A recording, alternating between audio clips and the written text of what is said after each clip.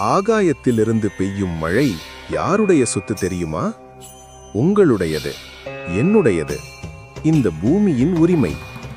ஆனால் இன்று அதே மழை பிளாஸ்டிக் சிறையில் அடைக்கப்பட்டு பணம் கேட்டுக்கொண்டு நமக்கே விற்கப்படுகிறது. இது வியாபாரம் அல்ல, இது திருட்டு. மழை பெய்யும், அது மண்ணில் இறங்கும், நிலத்தடியில் சேமிக்கப்படும்.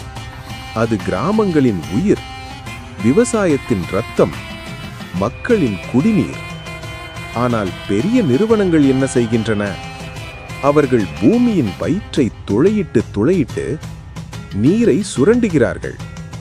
ஒரு கிராமம் உலரும்போது ஒரு தொழிற்சாலை நிரம்புகிறது. அந்த நீரை பியூர் ட்ரிங்கிங் வாட்டர் என்ற லேபிள் ஒட்டி பிளாஸ்டிக் பாட்டிலில் பூட்டி நமக்கே விலை வைத்து விற்கிறார்கள். நீ மழை தண்ணீருக்கே பணம் கொடுக்கிறாயா? அது அடிமைத்தனத்தின் உச்சம். ஒரு பாட்டில் தண்ணீர் செய்ய பல லிட்டர் நிலத்தடி நீர் சாவடிக்கப்படுகிறது.